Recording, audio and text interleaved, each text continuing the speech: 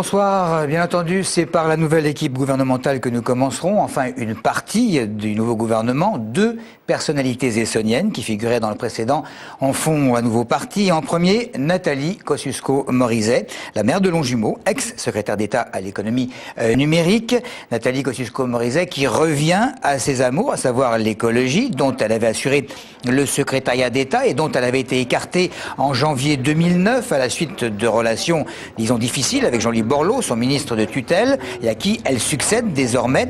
Et c'est donc en tant que ministre de l'écologie, mais pas seulement, que cette spécialiste de l'environnement se positionne à la 4e place de l'échiquier gouvernemental. NKM qui a également la charge du développement durable, des transports et du logement. C'est la plus grosse promotion féminine de la nouvelle équipe au pouvoir. Voilà Nathalie Kosciusko-Morizet qui a donc démissionné du mandat de conseillère régionale qu'elle exerçait depuis 2004 pour se consacrer à ses nouvelles fonctions ministérielles et à son mandat de maire, évidemment. Un communiqué fait état de son désir de suivre de près les dossiers de son département en lien avec ses collègues essonniens. Et c'est Moustapha Saadi du nouveau centre qui retrouvera ce siège de conseiller régional qu'il détenait de 2008 à 2010. Remaniement toujours avec le département bien représenté également par Georges Tron, le député maire de Draveil, qui conserve le secrétariat d'État à la fonction publique. Georges Tron qui, la semaine dernière, se succédait à lui-même à la tête de la fédération essonnienne de l'UMP. Voilà donc pour les représentants essonniens du 3e gouvernement Fillon. Une équipe est allée demander dans la rue à quelques anonymes ce qu'ils pensaient de cette 3e équipe gouvernementale Fillon. Un peu tôt pour l'instant, je n'ai pas encore tout suivi. J'ai pas eu le temps de regarder, enfin de voir tout ce qui s'y passait là. J'étais pas très présent, rien du tout. On aurait pu mieux faire, mais de toute façon c'était évident. Personnellement, je suis belge, vous avez été plus efficace que les Belges pour faire un gouvernement, mais à part ça... Moi je pense que c'est Sarkozy qui va changer les choses. On prend un peu les mêmes et ça continue, et pour nous montrer que la droite est très diversifiée, mais c'est peut-être pas ce que souhaitait la majorité des gens. Il n'y a pas de grande surprise en fait. Il sauve les meubles. On pense qu'il n'y a pas grand-chose de changé. Je trouve que Juppé, il n'avait pas sa place. La politique à Sarkozy m'intéresse vraiment pas. Si ça peut changer quelque chose, c'est pas plus mal. Hein. C'est du bluff pour moi. L'esbrouf. Réaction de Manuel Valls dans l'opposition. Le député maire d'Évry et candidat aux primaires socialistes estime que la nouvelle équipe est incontestablement plus solide et composée d'hommes et de femmes expérimentés. Équipe, poursuit-il, qui signe la fin de l'ouverture. Manuel Valls qui juge urgent pour la gauche, je cite, de se mettre en ordre de bataille pour 2012. L'heure n'est plus aux postures après l'annonce de ce gouvernement de combat. Fin de citation. La mairie de Vigneux, à présent, où certains amis UMP influents du premier magistrat de la ville sont en train de le lâcher à quelques mois des cantonales. Le locataire de la mairie, c'est Serge Poinceau, élu en 2001, et que les amis en question avaient aidé à conquérir la municipalité. Apparemment, Serge Poinceau semble lâché par les siens pour les cantonales, jusqu'à Nicolas Dupont-Aignan, ancien allié, qui ne l'aidera pas non plus lors des prochaines municipales. Les gardiens de prison, très remontés, ou plutôt les surveillants pénitentiaires, ils se sont mobilisés dans plusieurs villes de France, chez nous à Fleury-Mérogis, des échauffourées, tôt ce matin, très tôt d'ailleurs, avec les forces de l'ordre, en cause le budget 2011 et les conditions de travail. Christophe Garnier. Ces tas de cendres devant Fleury-Mérogis témoignent de l'état du dialogue social entre les surveillants de prison et le gouvernement. Les syndicats jugent très insuffisants les 800 créations de postes que le ministère leur promet pour assurer la totalité des transfèrements vers les tribunaux et des extractions médicales vers les hôpitaux d'ici 3 ans. Sur Paris, il faudrait 1150 personnels déjà. Donc les 800 sur le plan national, c'est pas suffisant. Actuellement, sur les 40 000 extractions médicales, les surveillants en assurent déjà 35 000.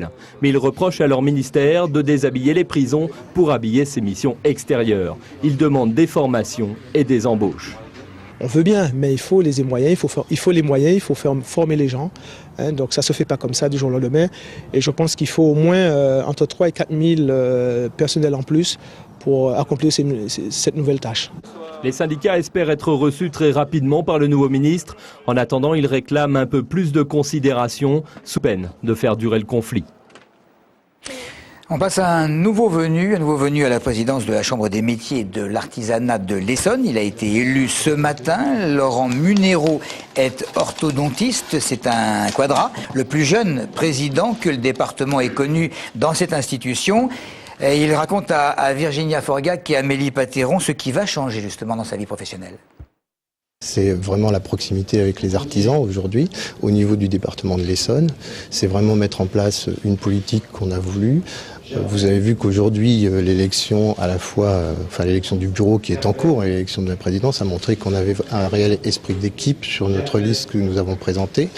Les votes le démontrent ce matin et c'est cet esprit d'équipe qui nous animera tout au long de notre mandat de 5 ans à la direction de la Chambre de métiers de l'Essonne. Des enfants de plus en plus nombreux, victimes de la précarité, 2 millions d'entre eux touchés en France en raison de leur famille vivant souvent sous le seuil de pauvreté. La région Île-de-France est particulièrement touchée, la faute au manque de logement, de travail et très souvent du vécu de ces enfants au sein de familles monoparentales.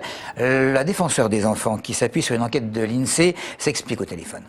Il y a des régions où la situation est encore plus difficile parce que se conjugue à la fois la très grande difficulté d'avoir un logement, d'avoir accès à des crèches, à un système de garde. Ça va être la région Île-de-France, la région PACA, la région Rhône-Alpes. C'est marqué dans tous les départements d'Île-de-France à des degrés divers.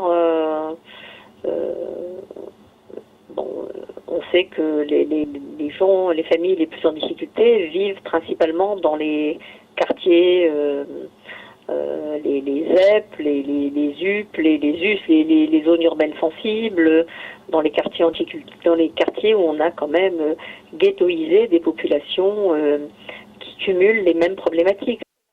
Dominique Versini qui répondait à Virginia Forgac. Quelques mots pour dire ce qui avait été pressenti au moment des grèves anti-retraite et qui se fait réalité. Il manque des réserves de sang, 4% de donneurs seulement dans le pays, pour plus de 85% selon une enquête qui donnerait volontiers.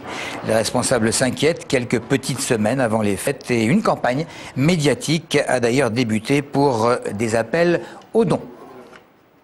Et on va terminer avec du sport et d'abord du basket en National 2.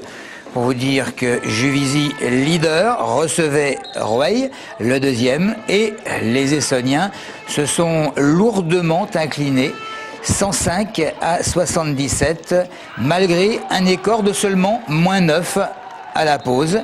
Et Rueil, par conséquent, s'est seul emparé de la première place. Et puis quelques mots et résultats de judo, championnat de France individuel D1, c'est Boulazac, le bilan des championnats de France par club. Sainte-Geneviève Sport, 4 médailles quand même, de même que Chili Mazarin-Morangis, 4 médailles également. La J91 de Longjumeau-Massy, 1 médaille. Aurore Clémence, championne de France des -48 kilos. Maya Toyer de Chilly, championne de France des -70. Et Maël Lenormand, il est champion de France des -100 kilos. Voilà qui est dit et merci de nous avoir suivis.